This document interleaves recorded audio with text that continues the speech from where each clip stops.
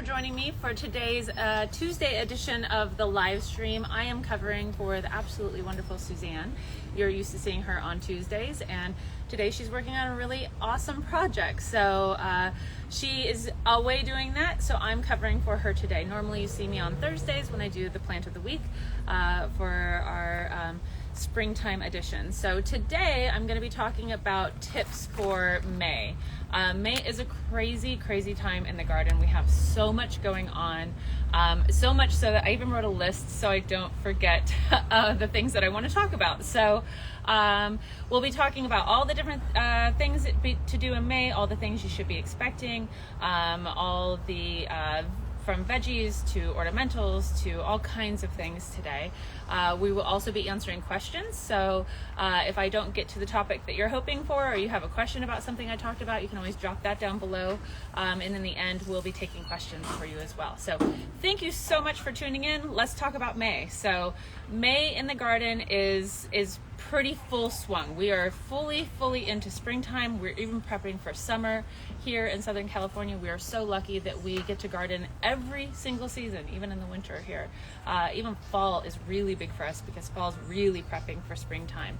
But in May, you're kind of transitioning between two different things. You have all your spring stuff going on, you have all your summer stuff coming in, and there's a lot to do, lots of fertilizing and stuff as well. So the first thing that we're doing is now we're kind of transitioning into the summertime annual plants. So if you'll notice around me, I have all these beautiful marigolds. We're looking for annual plants that are the hot season annual plants. So I finally pulled out all of my violas and my pansies. My cyclamen are totally done, and now I'm replacing all of that with all the hot season annuals. So it's things like marigolds, lobelia is great, bedding dahlias. We'll talk about the tuberous dahlias in a bit, but bedding dahlias are fantastic at the moment right now. Zinnias are coming into full swing and just absolutely looking beautiful at the moment. Also, petunias are really coming into their own too. So there's a lot going on with doing all of your annual plants for summertime. You could still probably hang on to some of your spring stuff, but it's gonna start looking a little bit funky. I even actually pulled out my sweet peas already. So sweet pea vines are either fully going off or kind of even trailing out. I deal with a lot of dappled like shade in my garden, so my sweet peas grow great for me, but they kind of peter out early than most people who have it in nice full sun, which is where you should have them, but I work with what I've got. So you are either cutting all those hopefully off and bringing them inside, giving them to your neighbors, giving them away for Mother's Day, because it's a great beautiful smelling plant. I brought a lot for my mom for Mother's Day and she was absolutely in love. But we're just trailing down on the sweet peas at the moment too. For all of our fruit trees and stuff, I've been having a lot of questions where people are coming in and they're getting a lot of drop off of their fruit, and that's totally normal. If you have good pollinators in your garden, your fruit trees will be setting a ton of fruit, way more than they possibly can. And so what you want to make sure that you're doing is, if you're noticing fruit drop happening on that, you want to make sure that don't panic too much about that. If it's dropping all of its fruit off the edges, then that's an issue. It's a stress thing. But if it's only dropping some, it's doing that so it can protect itself, so then that way the branches don't get too heavy and start breaking.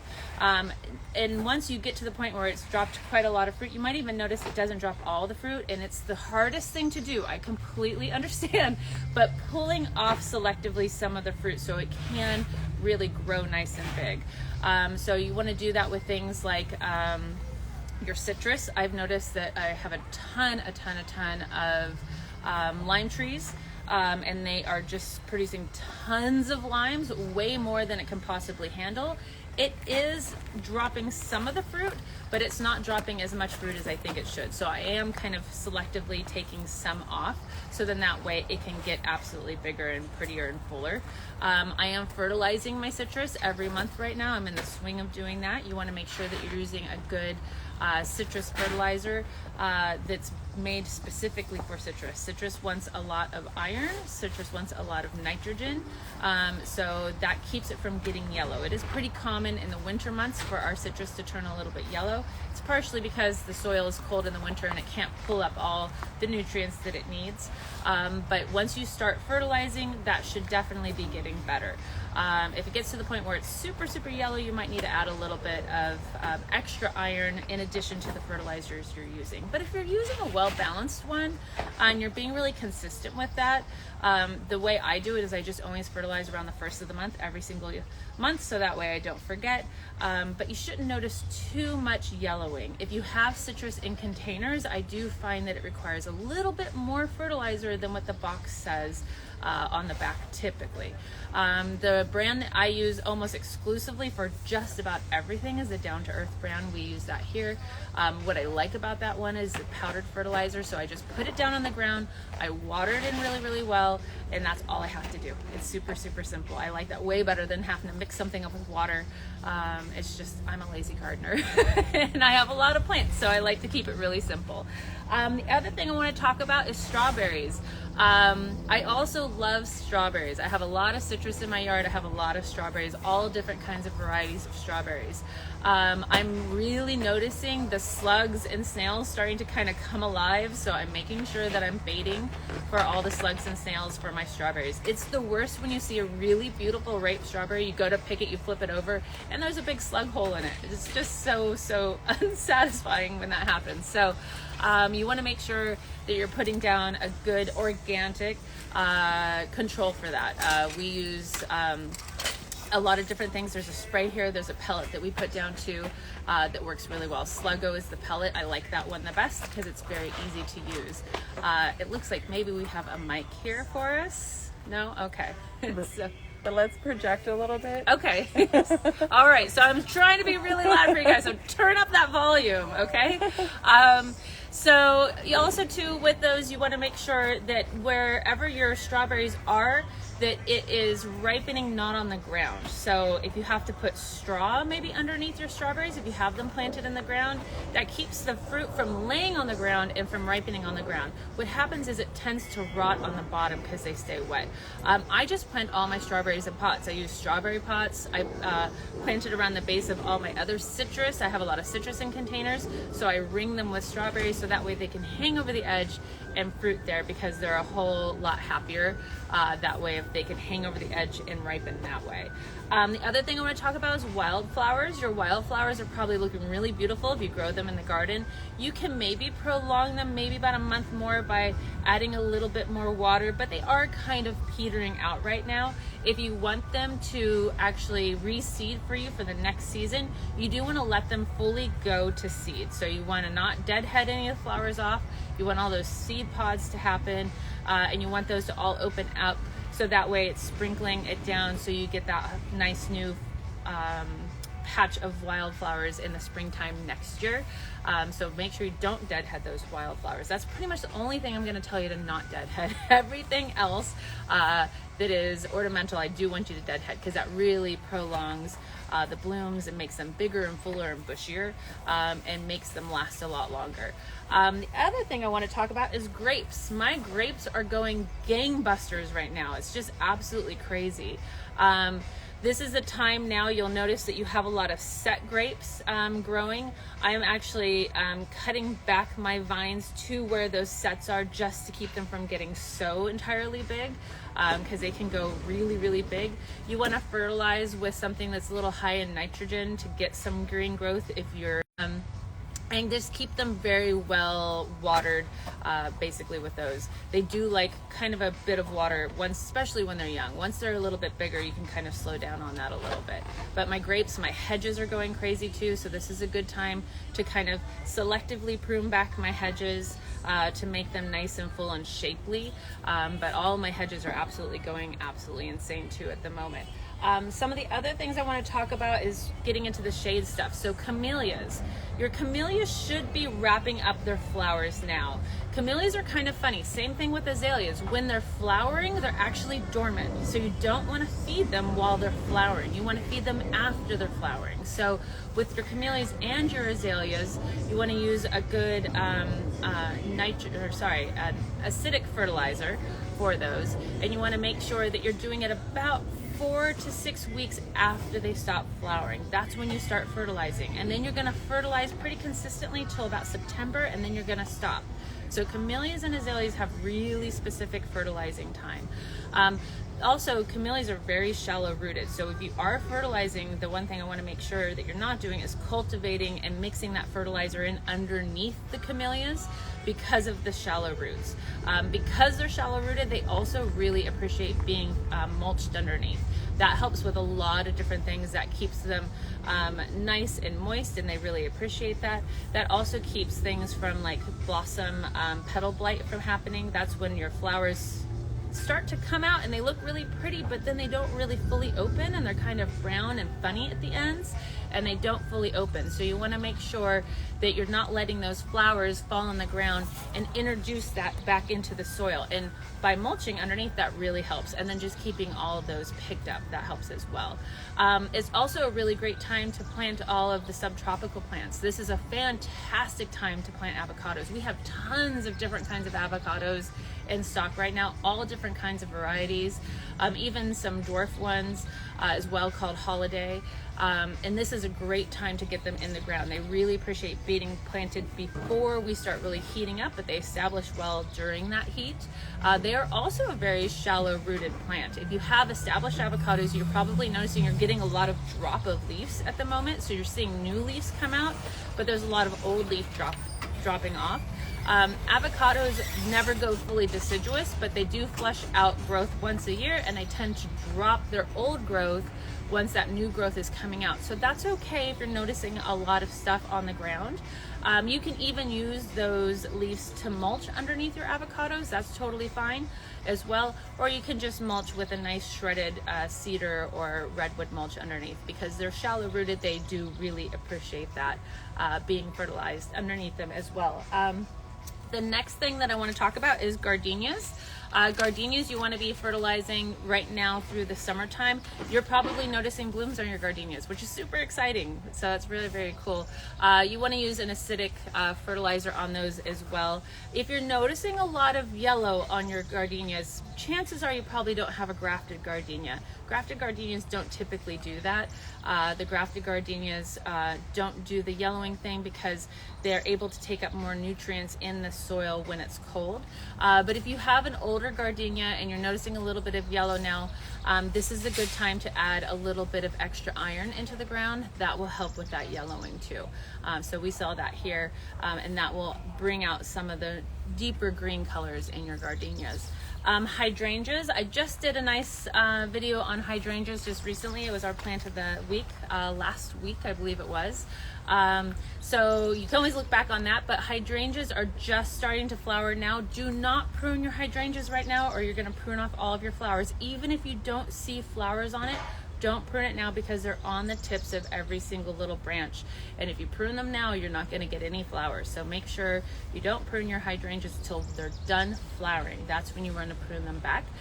If you want to make your hydrangeas blue, which it seems like everybody here, because our hydrangeas are naturally pink, they want blue hydrangeas. If you go back east, all of their hydrangeas are naturally blue. What do they want? Pink hydrangeas. So here, the way we do that, we use a bluing formula.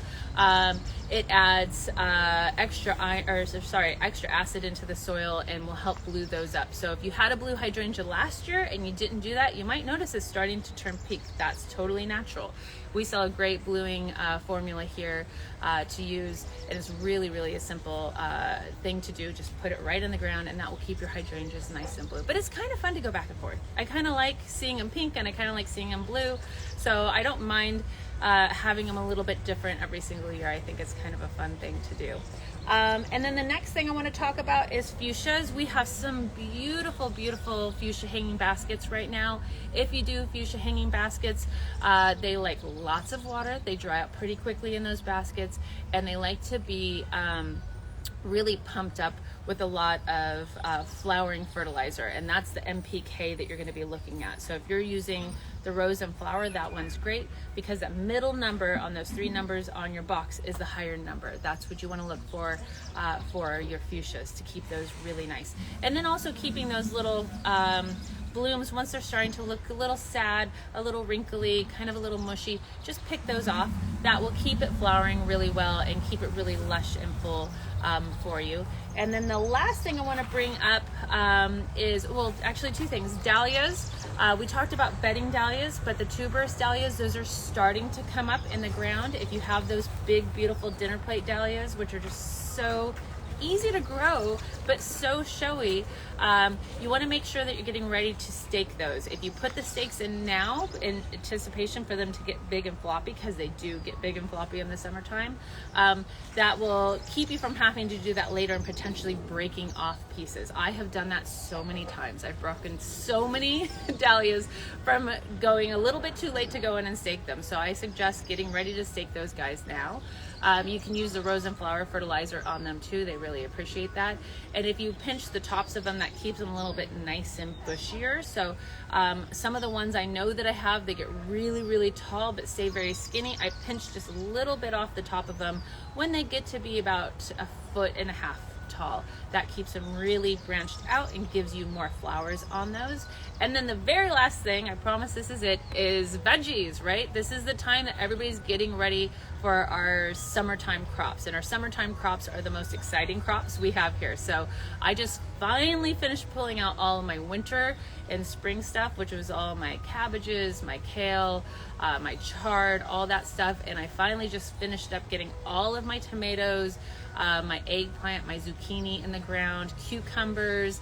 This is the time when we're really prepping for that crazy summertime bounty that we're gonna get if you really do it right. So get your tomatoes in the ground, get all of your zucchini in the ground, make sure you're fertilizing really well. I always re-amend my soil every year with the Malibu compost. It has a lot of great fertilizers and stuff in there, and they are incredibly heavy feeders. So I make sure that I fertilize them when I plant them in the ground, and I fertilize them once a month. Tomatoes, zucchini, eggplant, all of them really like to be fertilized a lot. My peppers are really starting to look great. I'm already getting peppers, which I'm really excited about.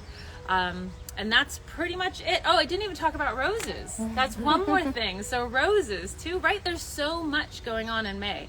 Roses. Keep them deadheaded, keep them fertilized. That's the big thing with them. Keep them watered deeply. You don't want to water shallowly on your roses. And keep them fertilized about once a month. And as long as you're keeping them deadheaded, which if you're bringing flowers into the house, you're already doing a great job, they're going to stay really nice and full and bushy, and you should be getting really big flushes of flowers right now at the moment. So that's all the May stuff. So much stuff, right? But this is the most exciting, most rewarding month I think there is in the garden, is when we're in May, because everything's just really coming into full flower. Everything's absolutely looking beautiful. You can spend a whole day out in the garden working on the garden, but also just enjoying it, because this is the time to really get out there and enjoy all the hard work that you've put into it and all the stuff you've been doing to prepare for it as well. So do we have any questions? I'm sure we do. Yes, we have a number of questions, Okay. Sarah. Really quickly before we get into them, it looks like we're good on sound for Instagram, Facebook. We are a little low, but thank you all so much for watching. Switch over to Instagram. Either switch over to Go Instagram, fast. but if you're going to be watching on Facebook, I guess, Sarah, please, if you feel like you're shouting, Okay. shout even louder. Okay, shout even louder. But I'll start with the roses. I'm glad you touched Yes. on that, because we do have Yeah. a question. Someone's asked, what is the best way to battle rust disease, especially on roses? Right. It invades my garden every year around this time. Right. So we are pretty coastal here. You can see we're doing one of those typical like May gray days, right? Because of the humidity and the marine layer that we have, we battle with a lot of rust, a lot of black spot, and a lot of powdery mildew. That's the big one I get all the time, is powdery mildew. The thing that I like the best for that as a spray is the Safer Rose 3-in-1 spray that has a sulfur in it. Also has insecticidal soap, so it works really good if you have any of those small little soft body things like aphids or whitefly or mealybug. So it's great because it works on tons of different things. Works on mites as well. Part of it too could be watering practices. So you want to be really careful about how you're watering your roses, because they don't deal well with those weird little microclimates where we have a lot of humidity. So I suggest watering early in the morning and watering very, very deeply, but watering infrequently. So you want to water nice and deep, then you want to allow the top of the soil to totally dry out, and then repeat that process. If you're watering every day, every other day for like 3 or 4 minutes, you're keeping it way too wet. And then as the sun comes out and it's evaporating all that water off the top of the surface, you're creating a big humidity issue. So that could be a big part of it. If you have really bad rust on your roses, what I suggest doing is going out and then pulling off all of the infected stuff. It's okay to totally defoliate a rose mid-season. It's not fun, and your rose looks really sad, but it will flush out. Defoliate all the bad rust-infected stuff. Then wash your hands, change your clothes, spray your plant with something that has a sulfur spray in it, so that's Safer Rose 3-in-1, and then go to the next rose. Make sure all the stuff that you're pulling off the rose is going straight into a container or a trash can, not on the ground. You don't want to spread it. It's powdery, and as you touch it, it will kind of fly around and land on other things. So you want to defoliate, clean up, go to the next rose, defoliate, do the same thing, and then spray them all, and you should be okay. But you want to repeat that process of not defoliating but spraying every like 7 to 10 days. One round of spray is not going to be enough. So make sure that you do that every 7 to 10 days for about a month, and you should be totally okay. Check your water. Chances are you're probably watering maybe too much or too shallowly, too often. Make sure that if you're using like spray heads, that you're watching those spray heads and they're not spraying mist all over your roses. It's okay actually to spray your roses down with a hose every once in a while. That does knock stuff off of them, but you don't want to create a constant mist in the air, frequently within the week, because that does create a lot of humidity problems. Awesome. Thank you so much, Sarah. So here's a question that everyone wants to know. Okay. It's on citrus. Okay. Actually, there's 2 questions. So firstly, why do my flowers keep dropping? And then secondly, why do the leaves keep dropping on my citrus? Okay. So if your flower petals are dropping off, that's totally fine. If your fruit is dropping off, but it's leaving some fruit still on the branch, that's totally fine too. That's the plant being smart enough to know that it had too much stuff pollinated and it can't possibly support everything. If I look at the end, I have one bear's lime that is just, it gets pollinated like crazy. The hummingbirds love it. The bees love it. I'll look at the end of a branch and I notice there's like 10 little tiny baby limes. That tree cannot possibly support 10 little baby limes on the end of every single branch. So it will abort some of those smaller ones, so then that way it can actually support it. So that's okay too. If every single thing is falling off and none of it's staying on, it's a stress problem. And if your leaves are falling off, that's definitely a stress problem. So you want to make sure that you're keeping it well irrigated, and especially in pots, because pots tend to get hotter. You have to irrigate really well to make sure that you're not letting the roots get too warm. You want to make sure that you're fertilizing correctly. I find that a lot of people, we use the down-to-earth citrus fertilizer. They're not reading the back of that box and they're not fertilizing enough. So when I tell everybody you want to do a whole entire cup per inch of trunk, not height but width, that's a lot of fertilizer. So if you've got a 2-inch trunk, that's 2 whole cups of fertilizer. I use old plastic little measuring cups that I've had forever, so then that way I know that I'm using the right amount. If you're doing citrus in containers, whatever it says on the back of the box, I do a little bit more in between. The back of the box will tell you they want you to fertilize 3 times a year. We're in our 2nd fertilizing right now. It's, I think, May and June, I believe. Yeah, it's May and June for your 2nd round of fertilizer. I do a little bit in my containers in between that as well. So they're heavy feeders. They like their water. They don't want to be waterlogged, so they want really well draining soil. In fact, when I do mine in containers, I use I use cactus mix. to plant them, I don't use regular potting soil because they need to drain really, really well. So make sure you're paying attention to that water. Make sure you're fertilizing them very well. If they're dropping some petals, that's totally fine. They should be doing that. If they're dropping some fruit, that's totally fine. They should be doing that too. If they're dropping all of your fruit, check your watering, check your fertilizing, check your soil. There's probably an issue there with that. Awesome. Thank you for that info. More questions on citrus. Okay. Someone would like to know, if my citrus leaves aren't nice and green, what do I do? Do they need more fertilizer? Yep. So if they go yellow, like I said, they want a citrus specific fertilizer. The one that we have has a little bit of cottonseed meal in it as well, so they like a little bit of acidity too. Same thing with your strawberries. I go back and forth on my strawberries with all-purpose and acid mix on my strawberries. With my citrus, I only use the citrus fertilizer. I don't use anything else on them. It has extra nitrogen, which causes yellowing, and it has extra iron, which also causes some yellowing problems as well. So make sure that you're doing that. It is natural for our citrus to come out of winter looking a little bit yellow. That's super duper common. The soil gets cold, and when the soil gets cold, the nitrogen gets locked up in the soil and becomes unavailable to the plant.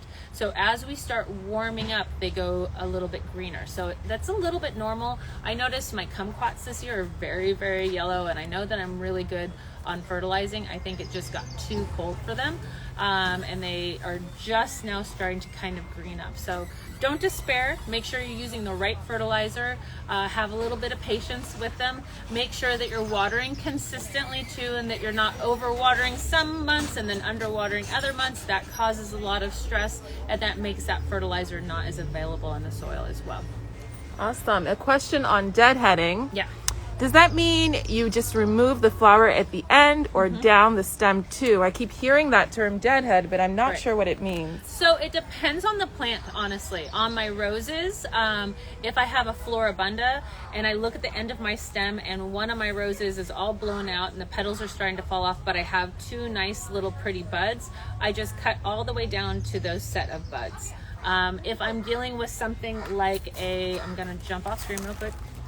If I'm dealing with something like this, say this is totally done and bloomed out, it's not looking pretty anymore, I'm gonna cut back down until the next junction of the new buds here. So you wanna cut down, you don't wanna just snip the top off and then you have a really ugly, blunt looking stem there. So part of it is a little bit of art, and part of it's a little bit of science. So I don't wanna see that ugly stem, so I go down into the plant so that hides that blunt end. But I'm also checking to see where my next buds are. So that's where the science comes in. As long as I'm cutting above that, then these are going to force more growth into these buds, and they're gonna be nice and big and pretty. So you really kind of wanna go down at least a couple of leaflets down, depending on your plant.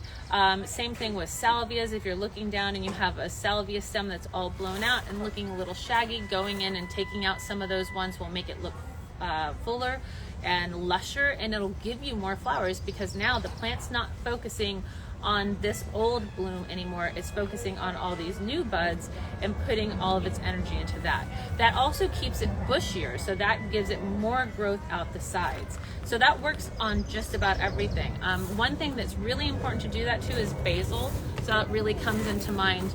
A lot of people, when they plant basil and they're going to harvest their basil, they're picking off all the big beautiful leaves off the side and they're not taking anything off the tips. It's really better to actually take the tip leaves off because that makes it fuller and lusher, and that keeps it from flowering. Once basil starts flowering, with the exception of some of our perennial basils like African blue basil, the Tulsi basil, they start to get really funky and ugly and they start to actually die because they feel like, okay, I've set my flowers, now I'm setting my seed, my job's done.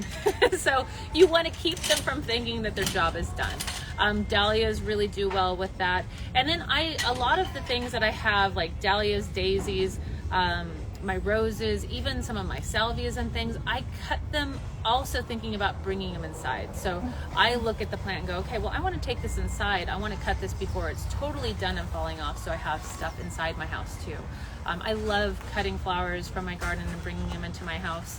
I'm in my house a lot, so I like to be able to see all the flowers that I've worked so hard to grow. So I cut stems long enough so I can put them in vases as well. Awesome. Thank you, Sarah. And someone's asked, how do you mulch underneath? Okay, so that's a good question because people tend to either not mulch enough or over mulch. It's so funny. I feel like everybody's so extreme one way or the other. So mulching is really important for camellias and really important for avocados. Everything does enjoy mulching here, especially in Southern California. Mulching does a lot of different really good things. Mulching is really important to help keep weed suppression down. So you're suppressing all of your weeds because it can't get up through the mulch. It helps keep our soil nice and cool in the hot summer months and helps keep the water in. So that's really important. When you're mulching though, you don't want to mulch too heavily right up to the base of the plant. You want to make sure that you're doing a very thin layer at the base of the plant. You can do it thicker elsewhere. But if you're adding too much at the base of the plant, you're holding too much water on top of that root ball and adding moisture to the trunk of your plant. That's a big, big no-no. If you add a lot of wet, spongy mulch up against the trunk of like a camellia, for example, that can cause rotting on the outside of the bark, and that can add all kinds of really bad pathogens and all kinds of things into the plant. So you want to make sure that you're mulching not right up to the trunk, but you're mulching a couple of inches near the trunk, and you're doing a nice layer that's thick enough to keep you from seeing the soil, but thin enough that it's not so thick and now we're creating all kinds of water retention issues. I like the shredded mulch the best. I find that it kind of nets together. I don't have to do it really, really thick. I find that it doesn't blow away or float away, or like if I overwater and I see little patterns of the chipped stuff going everywhere. The chipped stuff's pretty, but the shredded stuff really works honestly the best. So avocados, really appreciate that. You can mulch with your avocado leaves too, so you do get a lot of leaf falling, and it's totally fine to use those leaves to mulch underneath. You want to be careful though. If you had any kind of mite problems on your avocados, do not use those leaves. Rake all those up and use a good mulch underneath. Another question, are roly-polies bad for plants? If so, what do you do with them? So they can be. Roly-polies are actually going going after all the decomposed wood and things in your yard. As a kid, I always think about my neighbors used to have a garden that they used old railroad ties to raise up and plant tomatoes in, and we used to tip one of those over and it'd just be loaded with roly-polies. I was the kid who played with bugs. Big surprise, right? But that's what they're going after. But they can be really destructive to the roots and stuff of your plants. We sell a Sluggo that works for slugs and snails. It's called Sluggo Plus, and that works for all those roly-polies, which are called sow bugs. So that will keep that population down. So if you're having a really big issue, look for where they're concentrated most. There's something decomposing in the garden that they're going after, but then they start, because the numbers get so high, then they start actually going after some of your plants and stuff. So that Sluggo Plus will work, but also, do a little investigating, see where the concentration gets higher and higher. There's maybe something decomposing in the garden, some kind of wood product somewhere that they're going after. Awesome, thank you. Now, do you have any tips for lead miners on dahlias? Leaf miners, probably what I think they're talking about. Leaf miners. So I do get leaf miners, yeah. Leaf miners are a funny little bug. What you're seeing when you're seeing the leaf miner is you're seeing the larval stage of it. And so the egg gets laid on the leaf, it hatches, it burrows into the leaf, and it eats its way through. So you'll notice these swirly little patterns. We see that on citrus, we see it sometimes on marigolds, and then I see it on my dahlias. The product that works really well for that is spinosad. The spinosad product, everything we sell here is organic. The spinosad product actually penetrates the leaf to that little leaf miner larva inside there and will kill it. Pinching off the worst looking leaves too, and then disposing of them right into a trash can will also help it from spreading and getting too bad. The second you see that on your leaves, spray for it, and then do that every 7 to 10 days. And I would say with that one, you want to do that for about a month, and just do a nice even spray on that. But that's really the only good control of that. The spinosad spray, with that, I always tell everybody it's totally organic, but you want to make sure that you're not spraying it on any of your good beneficial bugs. So spray early in the morning or in the evening so bees and ladybugs aren't active and around, and give it a good shake to knock all those out of there before you spray. Awesome, thank you. So getting black dust or mold in my blueberries, that's someone's issue here. What can I do? So that's maybe a moisture problem. I've never actually experienced that on my blueberries. Now it's funny, when we talk about moisture problems, when I'm not necessarily talking about water getting on the foliage or getting on the fruit necessarily, it's a humidity problem when we're talking moisture problems, and that is usually caused by either just our environment. There's nothing we can really do about it. We're really coastal. And that's also caused by bad watering practices where you're watering too shallow. Again, you're keeping the top of the soil very, very moist, so you're creating all kinds of microclimate humidity. Or you're using spray heads and they're just kicking up way too much spray in the environment, and you're probably doing that a little bit too much as well. But spraying a plant down with a heavy stream of water is actually okay to do every once in a while. I'm not telling you to go out and do that every single day. I would maybe do it every other week. That helps move the mold and all the spores and stuff off of the plants. I'm also wondering if maybe stuff isn't getting harvested quick enough. I really have my Bountiful blueberry has a ton of blueberries on it. And I've noticed that I am not being super great about picking them as fast as I should, and I come in and they're already mushed out. So that could be rotting on the plant and then moving to your other stuff. So make sure you're keeping it well picked, and make sure to spray it down maybe with a hose every 2 weeks or so, and then make sure you're cutting that watering down to deep watering but infrequent watering. Awesome, thank you, Sarah. So someone I says, see a picture of that. If you can send me a picture of that, come in and show me a picture, because I'm curious about this one, because that's not something I've seen a lot. Sorry to interrupt you. No worries. Yeah, I hope they do bring in a picture for you. So the next question, someone said you mentioned iron for gardenia. What products do you use? So we sell a chelated iron here. It's like a powder. It comes in a little tiny container. We sell little tiny ones and we sell medium-sized ones. It's something you just mix in with the water. It's from the Seagrow company, I want to say. If you're using a good acidic fertilizer on your gardenias, you shouldn't have that problem, especially if they're grafted. If they're ungrafted, you might have that problem. So coming out, and there's really nothing you can do about it, with the exception of once we start warming up, you can add a little bit of iron. But if you're adding iron to it while the soil's still cold, doesn't matter, because what's happening is it's not available to the plant anyway. So you don't want to waste your product. It's not going to hurt your plant, but you're just wasting money essentially. So once the soil starts warming up, you can add additional iron into the soil, in addition to the acid fertilizer. So you want to use those two things. Using the iron does not make up for fertilizing. It's two separate things. Awesome, thank you, Sarah. I'm gonna scroll up. We have a lot of questions here. I'm gonna have to go back and answer some of these probably. Yeah, If we don't get to your questions, we try really hard to answer those questions after the fact as well. And then also make sure to always call us here. We're here. We can answer questions. If you have any questions, bring us pictures and samples of things.